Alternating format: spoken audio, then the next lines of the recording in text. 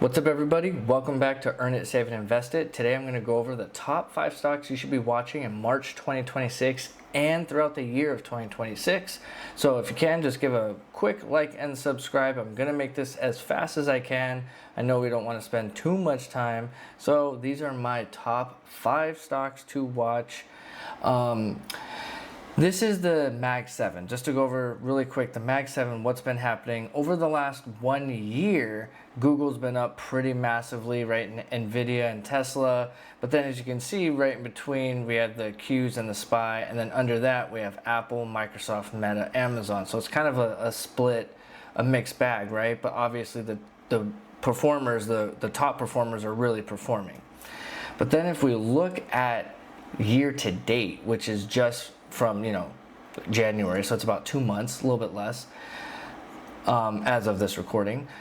Microsoft is down 15%, Amazon 8% down, Tesla down 6%.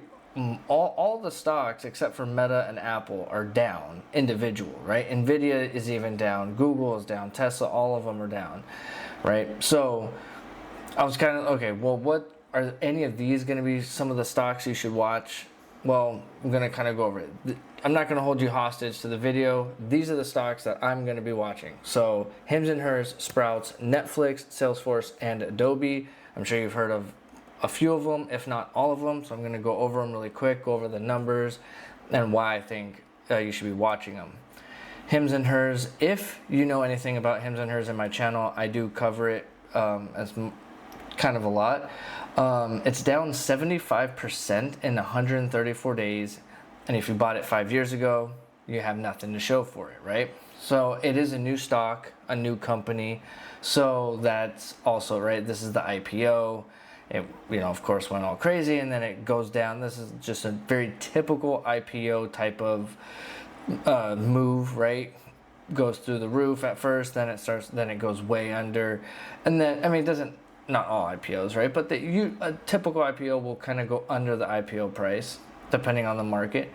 And then it kind of stayed under there for a while, and then it finally boosted way up into the 60s, into the 70s, 72 it actually hit, and then it's just crashed down, right? So I'm going to go over the numbers really quick. This is the revenue, and as you can see, the revenues have gone up tremendously, right? These are good numbers. You look at it. When you start off as a young company, smaller company, your revenues grow a lot more, right? Going from 27 to 83 million is a 209. So, there are going to be these big jumps that happen. When you get bigger, your numbers will go down. So as you can see, their numbers were at 80, 83, 94, and then it dropped down to 65, 69, and 59% in terms of their revenue growth. So the revenue growth is still good, but it's kind of going a little bit more down because they're growing so big, right? So that's just kind of the case of when you get bigger. The net income, as you can see, they used to not be a profitable company before. In the last 2 years, they have. 2024, 2025, they have. Now, as you can see, it's only a 2% increase. There's no percent right here on Fiscal AI because we're going from a money-losing company to a money-making company, essentially, right? So they didn't put that percentage. But you could think of it as like, that's about sixfold, right? Minus 24. So you do 6 times 24 million, you have about 150 million, right? And that's the difference. So, but then you only have a 2% gain in 2025, and that's because they had a lot of expenses, a lot of investing. Same thing here with the earnings per share, right? They were losing money before for all those years, and now the last 2 years they're positive. But this last year they actually went down about 3, almost 4% in the EPS, just because, again, they've been doing a lot of investing into different facilities and stuff like that. So their EPS does not look great.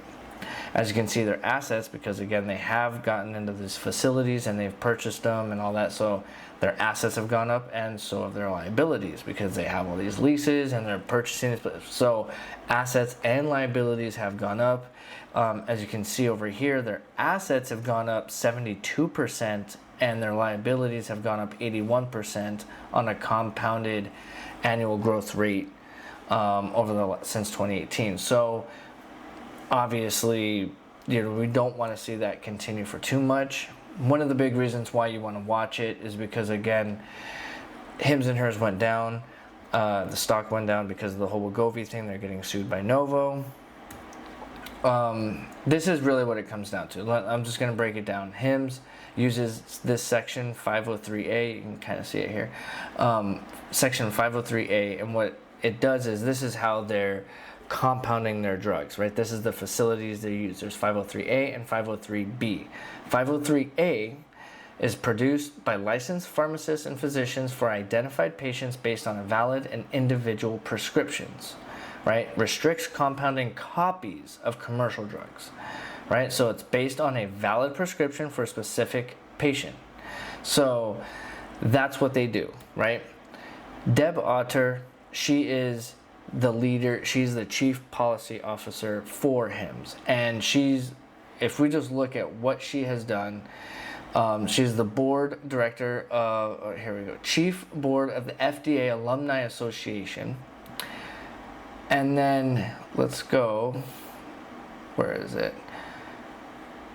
Ms. Otter was a senior leader at the FDA from 2001 to 2013, most recently as Deputy Commissioner for Global Regulatory Operations and Policy, where she oversaw all FDA inspections, criminal investigations, and international operations for human and veterinary drugs, biologics, medical devices, tobacco, and food, right?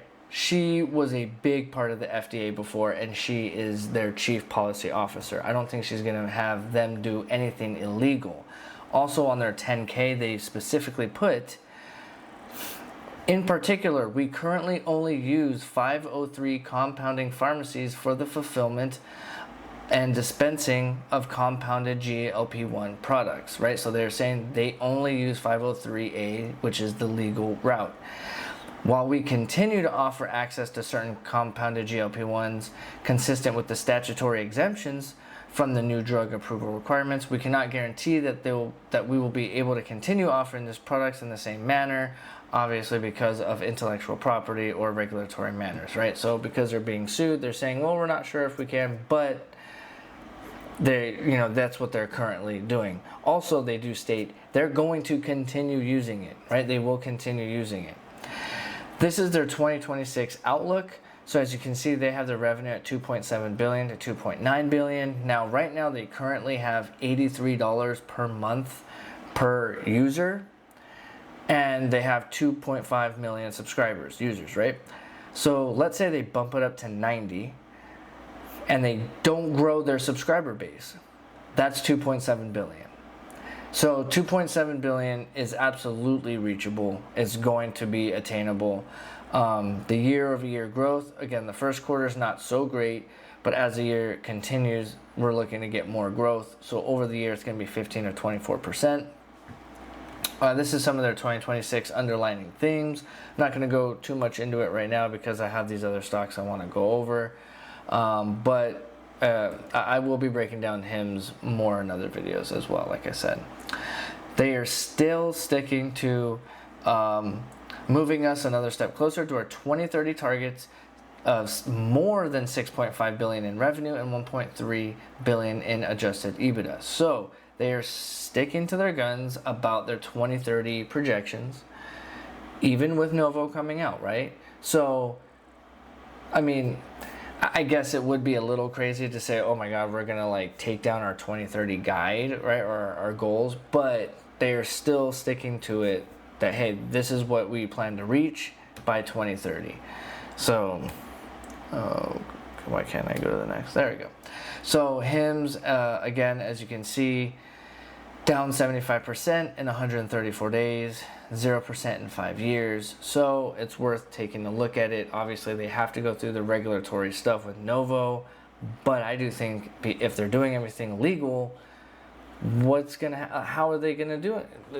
If they're doing things legally, then they're doing it legally. Sprouts, at number 2, 1, and these aren't in order. It's not like number 1 is any more special than number 5. I just put them in this order. Sprouts is actually kind of a boring stock, really, for people, right? It's like, it's a farm. And most of you might not even know what it is or have ever been to one. I live in Los Angeles, so there's a couple right next to me, and I actually shop at one. down 57% in 270 days. In the last 660 days, you have gained nothing from the stock, 0% in 660 days. That is rare for this type of stock because this stock does usually grow a lot more, as you can see. It was on a good growth trajectory, but because stocks do tend to be ahead, so yes, it's dropped, but because there was already some projected weakness coming into 2026 and possibly 2025 a little bit, right? But as you can see, it was in the middle of 2025. So that's when they start projecting some stuff out. Hey, there might be some weakness coming along. So then that's when the stock starts to fall. As that period starts to come along, the stock starts to improve because, again, the stock starts looking ahead. Now the stock is in 2026 and it's going to start looking into the second half of 2026, into the first half of 2027. So you just have to always keep that in mind when you're dealing with the stock market and the stock price. The revenues looks good, right? Obviously from 2020 to 2021 they took a dip, but since then they've been going up. Fiscal AI has a problem right here of just combining the percentage. I don't know why they just can't just put it right there, but as you can see, that's what, about like 9 million. So that's what about I can't do 100. I can't do that math right now, but I'm gonna assume it's about 6 or 7%, somewhere around there, right? And then you have 14%, right? So they jumped up 1.1 billion from 2024 into 2025. So the revenues are going up pretty good. Net income. Now this is also something too, right? They're going to be going against some big comps. Look at this. I mean, they jumped the net income significantly. Their profits have gone up a lot, and now they have to comp that this coming year, which is why it's going to be a little bit harder for them, because they did some really good numbers this last year, and they knew it was going to be a little bit harder to comp against them with the macroeconomics and all that. Same thing with the EPS. As you can see, earnings per share, it's gone up significantly, 41% in 2025, but they are going to have to now comp against that. Assets versus liabilities. Assets, it's growing at a pretty good pace, right? We have the liabilities right here growing at 15%, assets growing at 12%. So we still want to start seeing a little bit more of the assets growing, but that's fine. Shares outstanding, I put this in here because they are buying back their shares. As you can see, they went from 149 to 97. That is a significant, that's a 34%.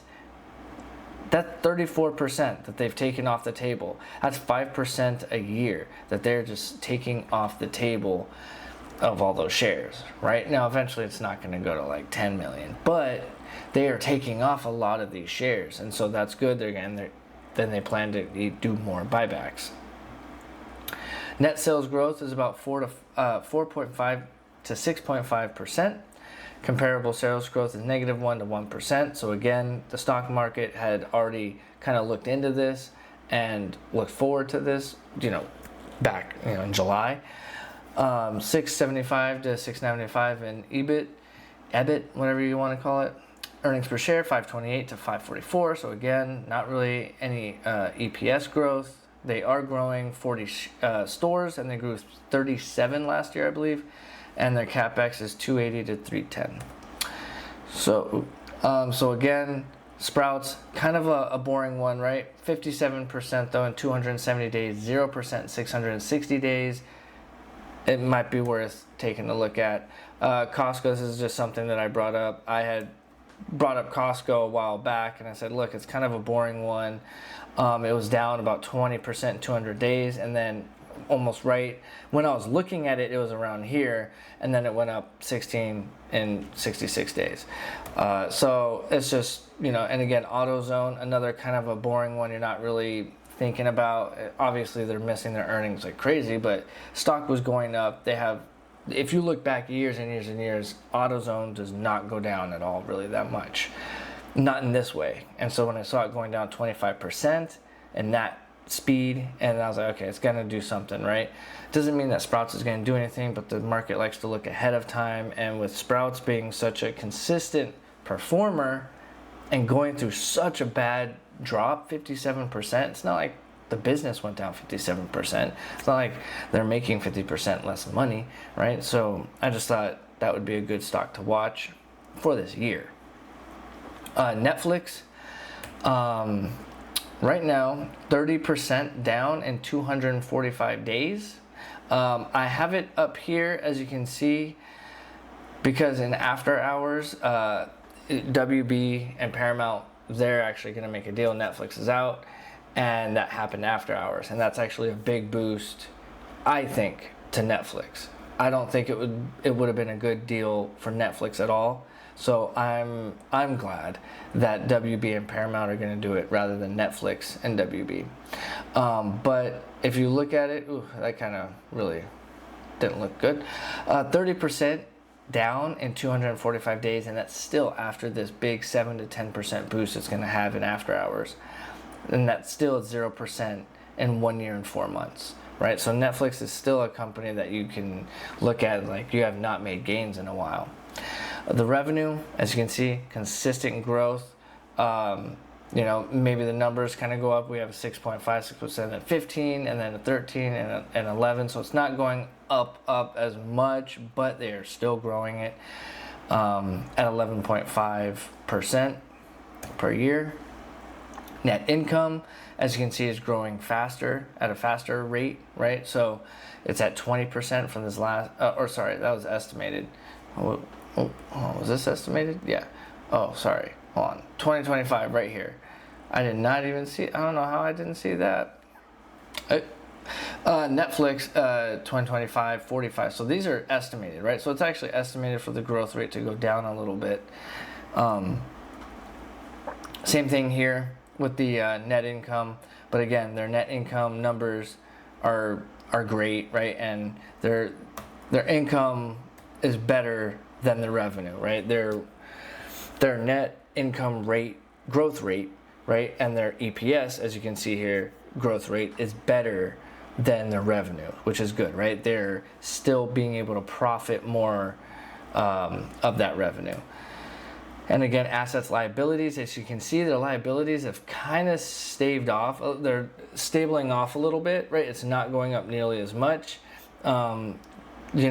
It's going up 11.5% per year compared to their assets, which is going up 16, almost 17%, which is good for something like Netflix. And if they would have had WB, I think that would have changed everything. So I think this helps Netflix tremendously. And again, here we go. Paramount wins the bidding war for Warner Brothers as Netflix walks away.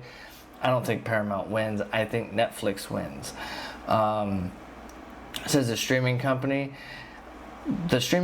said a higher price for Warner Brothers was no longer financially attractive. The revised Paramount offer was at a purchase price of $31 per share in cash, $1 increase from earlier bid, which valued the company at $108 billion. Man, Netflix paying $108 billion, $100 billion, something like that. It's just, no, right? So here's another thing, right? WB, Warner Brothers, is contractually obligated to pay Netflix a $2.8 billion breakup fee for terminating. I mean, they're just going to, and soared 10% in post-market, right? So they're going to get $2.8 billion for just baiting them, basically. I mean, I don't know, baiting them, but whatever. Cool. Now they're going to get a $2.8 billion payout. So again, 0% in a year and 4 months, even with the after hours increase, minus 30% in 245 days, worth looking at. Salesforce, CRM, this is another one. If you haven't heard about all the SaaS companies, they're all going to be gone. We don't need SaaS companies anymore. We don't need these software companies, apparently. That if you would be looking at the market, you might be like, yeah, that's what the market's saying, right? We have minus 45% in 450 days, right? That's a percent for every 10 days, basically.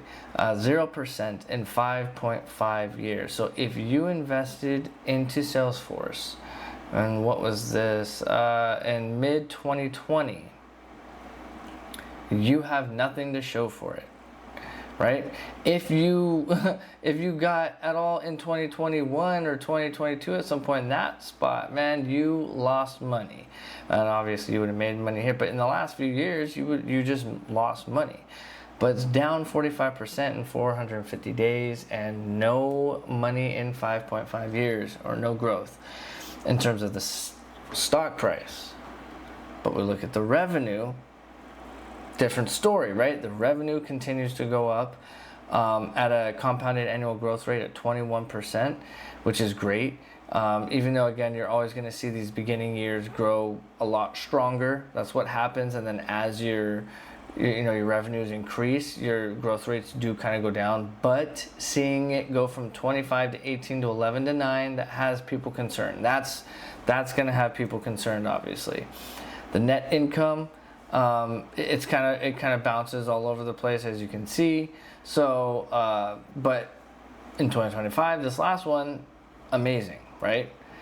Same thing with the earnings per share. They remain profitable for all the shareholders. So again, 7.8, it went up 22%, and the revenues are going up 9%, right? So the earnings per share is going up at a faster clip, but again, you also have some of these times where it's like it went way down with COVID, right? So let's see if they can keep growing this at all to this pace, then Salesforce is going to do great.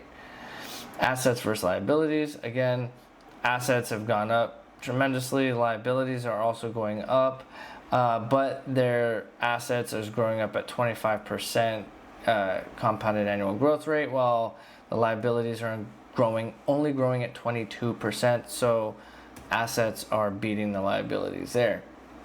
CEO, I don't have the headline. CEO Benioff reiterated the fiscal year 30 revenue target of $63 billion. So they're still saying, yep, we believe our goals and our targets for 2030 are going to be there. They provided 2027 revenue guidance of $45.8 billion to $46.2 billion, representing approximately 10 to 11% growth. So again, they had about 9% this last one, so it's better than this last year. Further guided for subscription and support growth slightly under 12% year over year. Margin guidance was set at 34. Hold on, this is what I want to show you though, right? Salesforce, because everyone's calling it a SaaS apocalypse. Salesforce CEO Marc Benioff says after the stock scene, it's not the first time, right? Not their first SaaS apocalypse. So they're confident that even though they're down, like again, they went through this before, right? They went through this. Oh my God, COVID! What are you gonna do? Well, they're going through it again, and guess what's probably gonna happen? My opinion, it's gonna go up. Now again, this is 45% in 450 days. I should have marked this right here because you're talking 310 down to 125. That's more than 50%. That's more than 50%. But you never know what the bottom is, right? If you were buying here, buying some here, buying a little bit all throughout this time, when you knew it had kind of crashed and collapsed and you saw the numbers, you're fine. Right? You don't have to buy all of your shares at the very bottom. Last but not least, Adobe, again, part of the SaaS apocalypse. If you look at it, down 58% in 2 years, down 62% in 4.5 years, 0% growth in 7.5 years. That's, I think, the biggest one out of all of them, right? So since 2018, you have made no money in Adobe. That is insane to think about. Since 2018. That's crazy. That is actually really crazy to think about that. 0% on that, right? When the revenue, you look at this, they used to be making $9 billion and now they're making $23 billion. What? The stock price is at the same price as 2018. 9 billion, 23 billion. 9 billion, 23 billion. I don't know. The net income, 2.5 billion, 7 billion. It's 3x almost, right? I don't know. And it's growing at a 22% compounded annual growth rate.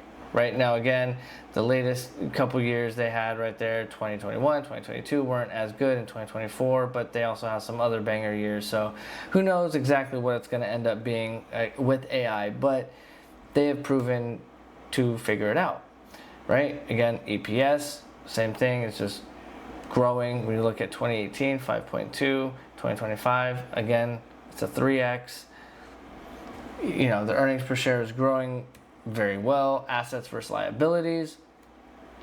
Assets are growing at almost 10%, where liabilities are growing at 14.5, almost 15. I don't like that, but there was a big boost right here from 2023 to 2024 in their liabilities, so that's the big one that really pushes their liabilities. Shares outstanding, as you can see, they are buying back their shares and more aggressively as of late. Total revenues is going to be about 25 to 26 billion. So again, nothing crazy, but about 10%. Right here it says 10% year over year growth. They want their EPS to be about 17, almost 18 bucks, right? 18 bucks. So again, Adobe, if you feel like this company is worth what it was 7.5 years ago in 2018, then okay, then you maybe, I don't know if you'd still buy it, right? If it's worth that much, then maybe it's got room to grow. But wow, 7.5 years, right? So those are my top stocks to watch: Hims, Sprouts, Netflix, Salesforce, Adobe. Check them all out. Do your own research. Look up all the numbers. Yep, that's the last slide. Please give a like and subscribe if you are still watching at all at this point. I really do appreciate you. This is just my opinion. I am not a certified anybody other than a certified father, right? I'm a father through and through and a human being, but I am not an accountant. I am not a stock analyst. I do this as much as I can on my spare time. I take care of 2 kids. I have a full-time job.